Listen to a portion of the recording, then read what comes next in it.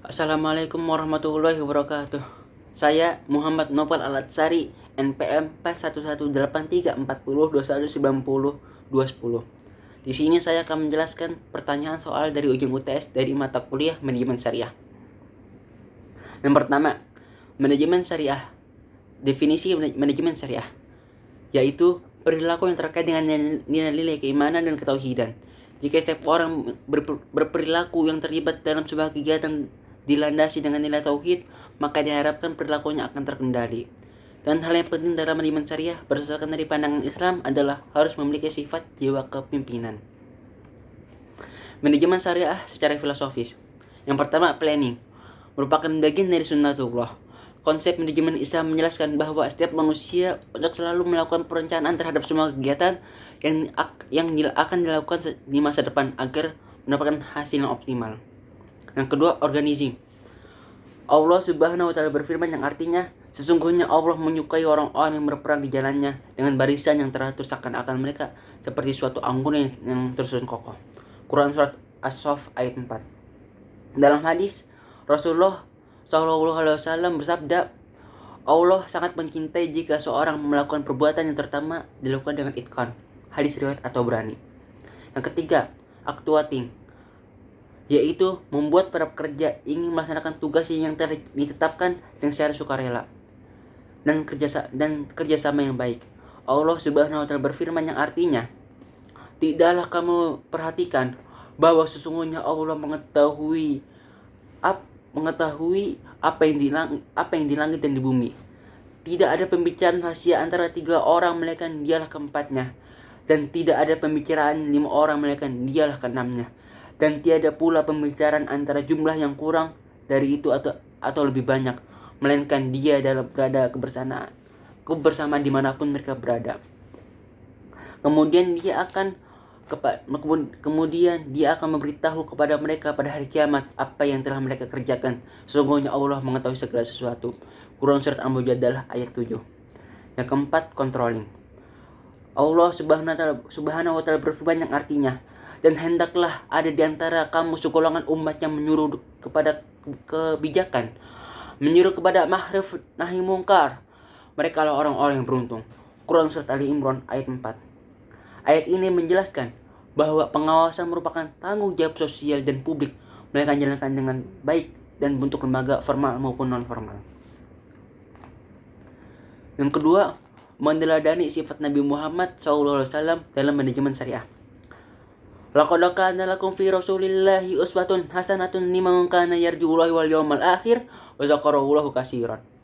Sesungguhnya telah ada suri tauladan Rasulullah SAW yang baik bagimu, yaitu bagi orang-orang mengharapkan rahmat Allah dan kedatangan hari kiamat, dan dia menyebut nama Allah. Sifat-sifat Nabi Muhammad. Yang pertama, siddiq. Sifat siddiq memiliki arti jujur.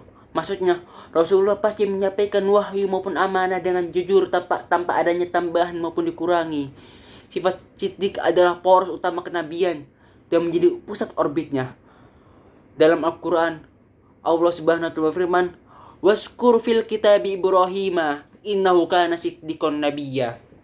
Ceritakanlah, hai Muhammad, kisah Ibrahim di dalam kitab Al-Quran ini, sesungguhnya ia adalah seorang sangat membenarkan seorang nabi. Quran surat Maryam ayat 41. Yang kedua, amanah. Secara bahasa, amanah diartikan sebagai kepercayaan, loyalitas, kejujuran, dan integritas. Kata amanah juga memiliki kesamaan makna dengan iman, amah, dan amin. Seluruh kata tersebut berkaitan dengan kepercayaannya. Allah Subhanahu wa taala berfirman, "Ya ayyuhallazina amanu la takhunu Allaha wa rasulahu wa la takhunu amanatikum wa antum ta'lamun." Hai orang-orang yang beriman, janganlah kamu mengkhianati Allah dan Rasulnya, dan janganlah kamu mengkhianati amanat-amanat yang dipercayakan kepadamu sedangkan kamu mengetahuinya. Quran surat Al-Anfal ayat 27. Dalam hadis, Rasulullah SAW bersabda, "La imanu liman la amanata lahu, walad dina liman la ahdalahu."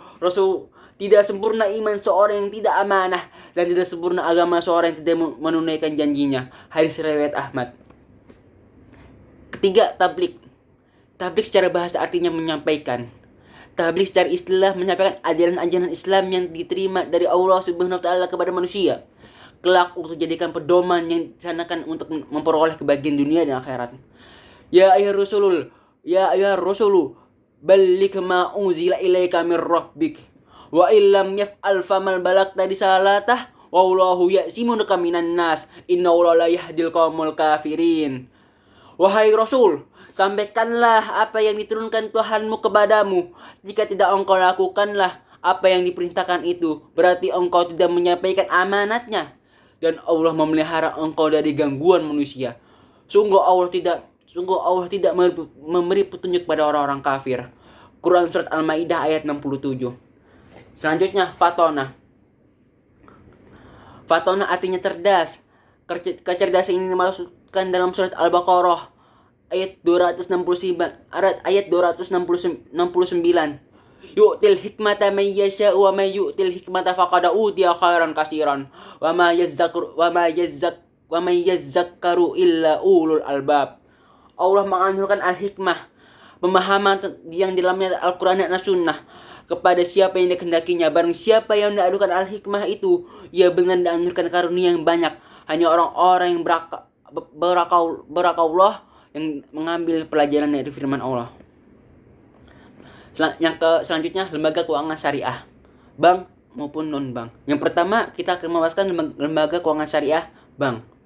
Lembaga keuangan syariah bank adalah lembaga keuangan yang memberikan fasilitas dan jasa perbankan bagi masyarakat, baik dalam penyimpanan, pembayaran, dan pemberian dana. Fungsi lembaga keuangan syariah bank. Yang pertama, memberikan jasa-jasa keuangan dan menarik dana masyarakat secara langsung. Yang kedua, berfungsi menghimpun dan menyalurkan dana.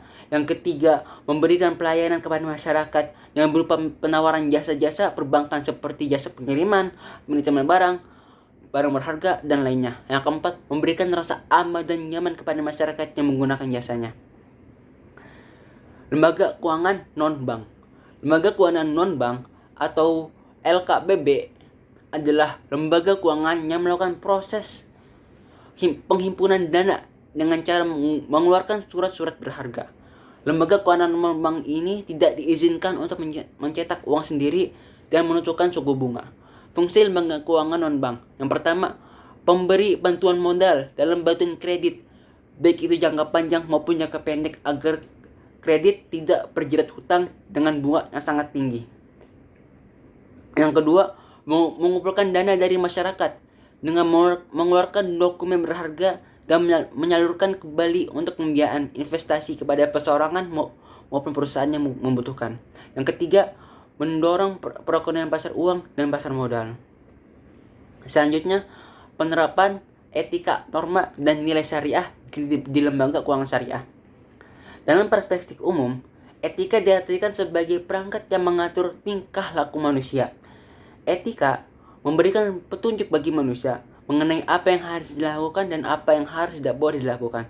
Sedangkan dalam perspektif Islam, etika sering dikaitkan dengan istilah akhlak yang kurang lebih bermakna sama seperti etika, yakni pedoman mengenai apa yang boleh dilakukan ketika tidak boleh dilakukan. Penerapan etika di lembaga keuangan syariah. Yang pertama, etika dalam keputusan produk dan keputusan yang harga di perbankan syariah. Produk yang diciptakan harus memperhatikan kebutuhan dan keinginan nasabah dan harus memiliki keunggulan serta kelebihan dibandingkan dengan produk bersaing. Desain produk perbankan syariah berdasarkan akad yang bersumber dari prinsip-prinsip muamalah sehingga dapat menarikkan berbagai produk menjadikan bank syariah sebagai Islamic Financial Institution. Yang kedua, etika dalam hubungan dengan saluran distribusi di perbankan syariah. Fungsi distribusi adalah mempercepat sampainya barang di tangan konsumen atau pasar pada saat waktu yang tepat. Kebijakan distribusi sebenarnya harus memenuhi 3 kriteria. Pertama, ketetapan dan kecepatan waktu tiba di tangan konsumen. Yang kedua, keamanan dan terjaga dari kerusakan. Yang ketiga, sarana kompetisi dalam memberikan kecepatan dan ketetapan memenuhi kebutuhan konsumen. Yang ketiga, etika dalam promosi perbankan syariah. Setiap bank berusaha mempromosikan seluruh produk dan jasa yang dimilikinya baik langsung maupun tidak langsung. bank harus mampu mencari agar bisa mencapai efektivitas dari suatu atau lebih alat promosi. Seorang pemasar syariah, meskipun ia tidak mampu melihat Allah, dia akan selalu merasa bahwa Allah senantiasa mengawasinya, sehingga ia akan mampu untuk menghindari segala macam-macam perbuatan yang menyebabkan orang lain tertipu atas produknya yang dijualnya.